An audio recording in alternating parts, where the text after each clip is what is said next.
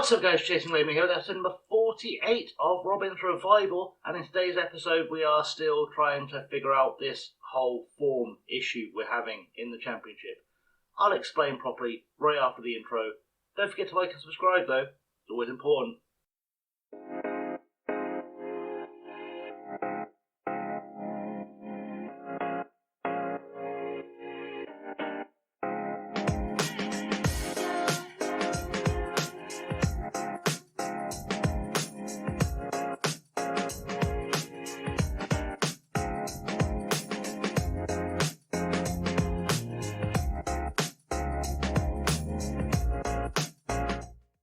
So here we are then. I'm going to start with the league table today because that feels like the best place to explain the situation we're in. We're currently sitting in 15th. We've had quite a shocking run of form since we last met.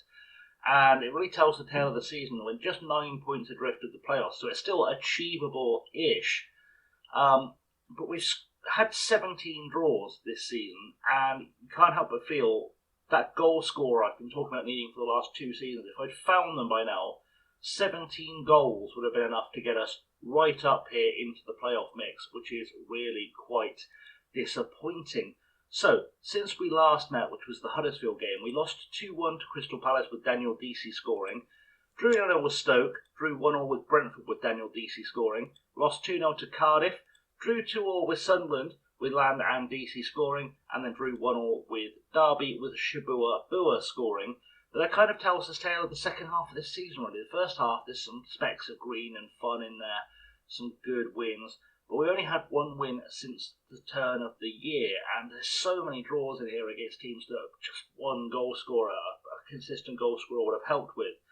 And we kind of had that with Wesley at the start of the season, but he's been out with injury for quite a while now. He's got about 3 weeks left on his injury, but you can see here that his season really is kind of a tale of injury woes. He's been out for 2 months with this one, 3 weeks with one just before that, 5 days with one just before that. It's been kind of a injury-prone season, really. His season has been wrecked by injury. He's only had 8 goals in 20 appearances, but he's also probably missed a dozen games. And you can't help think that means he probably would have scored 4 or 5 more goals, which could in turn have been 10 more points, which, could have helped us immensely. Now, we've done some transfer business as well, so I'm going to go into that quickly. So the window hadn't quite closed at the end of the last episode, so I brought in a few bodies. Jaquil Marshall-Rutty is one of them. He came in from Toronto FC on a free, Canadian international. He hasn't played for us yet, but he's had a decent run in the MLS. His coach report tells you that he's quite decent. He's among our better right wingers, which is kind of important to us to have. And he has Premier League potential, allegedly. He's pretty quick. We're going to give him a run out at some stage. It won't be today because he's not fully fit, but we're going to give him a run out at some stage and see if he can provide a few more chances. But really it is the goal scoring that's the issue. So I'll show you what I've been doing about that. I say doing because it's not what we've been doing, as you've just seen. But I brought in Jonathan Tamang on loan from Liverpool. He is a poacher primarily. He can do just about every striking role fairly adequately. He's quite versatile. England under 20 international. He's pretty strong at looking at all of his details on the page, but his work rate is a little bit to be desired. He has had no appearances anyway yet. He is going to play today. We're going to have a first look at him today. Hopefully he's the goal-scoring spark we need, but we'll find out in due course. I've also brought a one for the future kind of signing here. Antonio Augusto. He's got out on loan to Warsaw, but he is a Brazilian goalkeeper, Brazilian under-20 goalkeeper. Big potential. He's coming from, I guess that's Botafogo. I'm always confused with the short names of Brazilian teams. But he's having a decent season on loan at Warsaw so far since he came in. He cost us nothing as well. Big potential here. He's going to be probably our long-term first-choice keeper. So expect him to spend a couple of seasons on loan until he gets up to being that standard of good enough to replace Nathan Baxter. But he's not there yet, so we stick with Baxter.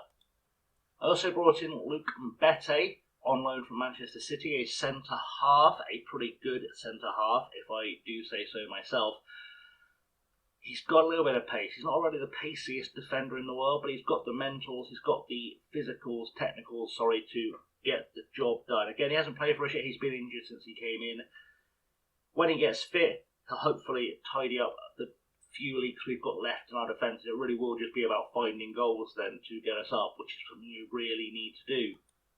Now, there have been a few outs as well. Raphael is currently back on loan with us. We sold him to Flamengo for £1.3 million.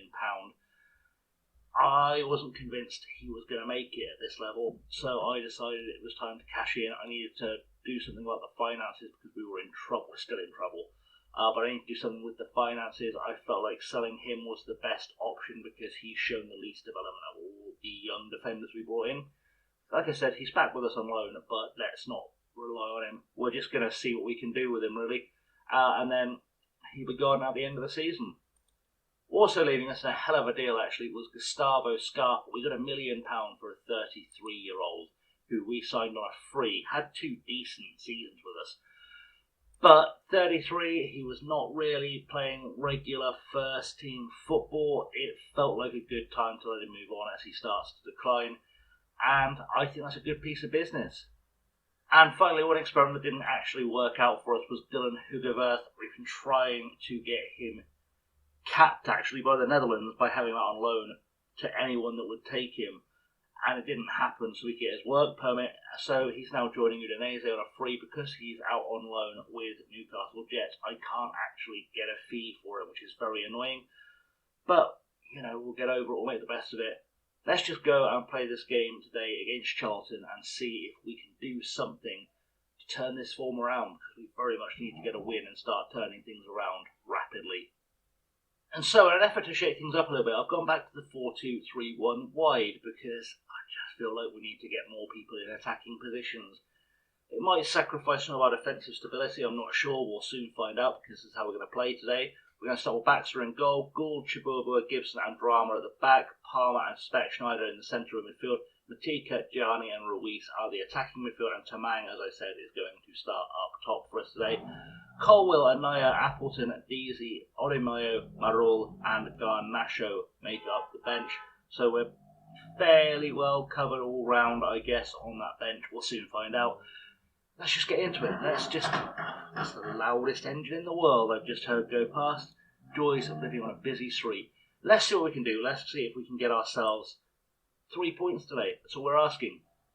Right, into the dressing room then, and it's time to go out there and show what we've got. In fact, you know what? I'm going to tell them to end the poor run of form. I think that's a good thing to say because we need to end the poor run of form. Quite frankly, so let's kick this one off.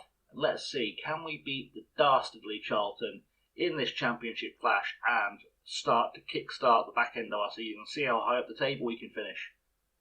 Throw in with Gould on the far side to Gianni, doesn't find enough, force on the ball to Wing to Barker, to Matika though, can Matika do something here? Palmer, back to Shibua, plenty of time, finds Matika to Palmer, Matika to Gould, can Gould get down this far side, get across, and he can't, but plays it back to Matika, back to Gould back to Palmer, to Gianni finds Speckschneider out to the left now for Cody Drama. Can Cody Drama do... he's not done anything with that. But good build-up play, and we at least look a little bit like a football team today. Ball headed by Shibua to Gould, to Matika, to Gianni. Gianni finds Tamang to Gianni. Ball down the line for Gould. There's no one in the box, so he needs to wait for some support here. Is anyone going to come and help him out? Matika back to Palmer to Gianni to Speckschneider. Speckschneider going to score from range. He is! Rico Speckschneider with a cracking shot from range. And there are some goals in this team after all, and I'm starting to wonder why I didn't go back to this formation, this tactical setup, a little bit sooner than I did, if I'm quite honest. There's Gianni Speckschneider, great shot on his left foot, boots it into the top left corner, and we have taken the lead after 15 minutes, and hopefully that's the beginning of something good. Mayo now on the ball, puts over the top for Charlton. Shibua picks it up though. Gould, back to Shibua, back to Gould, to Gianni. Gianni has time. Palmer, Gould with plenty of time. Really mature play from Gould, actually. Speckschneider finds Ruiz. First time we've seen him in this game, I think. And Tamang is through, and Jonathan Tamang on his debut has scored. Is he the answer to the goal-scoring problem we've been having? Was he a good pick that I have been ignoring out of loyalty to DC this entire time? Is Tamang going to be the guy that helps guide us back into some kind of form? Is he the goal scorer? Is he the goal scorer we need? And if he is the goal scorer we need, can we keep him for next season? Is the next big question. He was only just onside, but only just is plenty. And 2-0 we lead. Goal kick now with Baxter. Plays it short to Shabua Bua, who has lots of time. Gould picks it up. Again, taking his time, picking up the smart ball to Shabua Bua. And back to Gould, to Palmer, to Gianni. Tamang now on the board. Gianni back to Matika. Matika to Gould. Gould, what can he do here? Ball back to Palmer. Shabua Bua. All the way back to Baxter. Baxter with a big clearance looking for Tamang. Can't quite find him, and Sproul heads it clear to Griffiths. Griffiths back to Lovell. Back to Lumley. We need to get this ball back quickly as Mayo picks up the ball. Puts it over the top. Shabua Bua heads it away to Ruiz. Finds Gianni. Gianni tackle, but Ruiz picks up the loose ball, and Gianni on it again. Plays it out wide to Cody Drama. Cody Drama cuts inside, looking for Gianni, and Gianni has got himself a goal. His first of the season, unbelievably. And that is 3-0, and we are really putting Charlton to the sword here. And it looks like our team talk at the start of the game, where we told them to break this run of form, has paid off. Will they break it consistently until the end of the season? That is a bigger question. But we're on for our first win since the 2nd of January, and we're now deep into March, which really is not acceptable for where we were, as we go straight into a kick-off highlight. Barker to Force. Force finds Watmore back to wing. Over the top looking for Force. We need to really do something here, and Baxter is equal to the shot. It's going to be a corner for Charlton, and we need to keep up our record of recently defending very well, as Wing puts the corner in. Headed towards goal by Mayo, but Baxter keeps the ball very safe. So we've made it to half-time. It's still 3-0, and we are looking like the better side with a lot of shots on target so far, so I'm happy. Everyone looks inspired and motivated. Let's see if that's inspiration and motivation carries through to a great second half performance here, because that would be ideal. I'd like to see us rack up a big goal tally today, just in case we need goal difference towards the end of the season. Free kick now for Charlton. Wing puts it in, but Shabua heads it clear. Morrell, who's come on as a sub, puts it forward for DC, another sub. I decided to protect the star performers to see if we can keep them for the rest of the season looking sharp. DC back to Palmer, to Matika, and Nemanja Matika makes it 4. And this is an absolute masterclass from Swindon Town today. Absolute masterclass. Is there something we can do to kick on this form until the end of the season? I really hope so.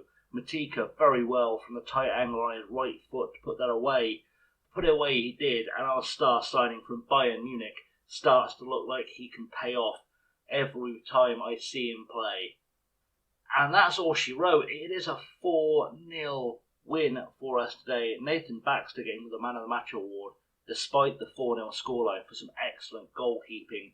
And we're going to say, well done, lads. That was a good win for us. And continue on till we get to the home screen, where we will look at who we're playing in the next episode. I can tell you it will be the last game of the season. I can tell you that much for nothing. And I'm sure the supporters will have had a great reaction to that. Has put us up into 13th place, so we are still very much able to chase down the playoffs if we so wish. You can see on your screen as well, we have got big games coming up against Swansea and Forest, who are both right at the sharp end. It will take something very special to overturn that. We'll have a little look just to see where that puts us back in the running. So we're now 7 points behind the playoff positions, which is achievable if we keep this form up. But will we keep that form up? We will find out when we play our last game of the season, which is going to be against Preston North End at home. The running, as I said, is a bit of a tough one. We've got Swansea, who are in 3rd, Forest, who are in 2nd. QPR, it should be easy points, are in 24th. Ipswich in 17th, we should get some points off.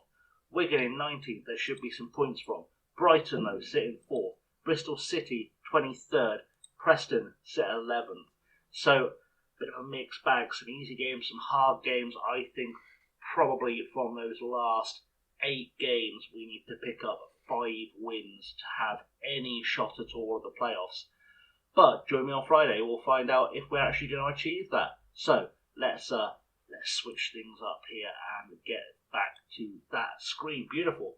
Right, guys. So thanks for watching. I haven't always been chasing Leonie. If you haven't already, like, subscribe, ring the bell, comment, all that good stuff. Make me feel better on these days where I'm melting because for some reason it is 5,000 degrees here in the UK. Anyway, until next time, thanks for watching. I have, as always, been chasing Leonie. See you soon. Have a good one.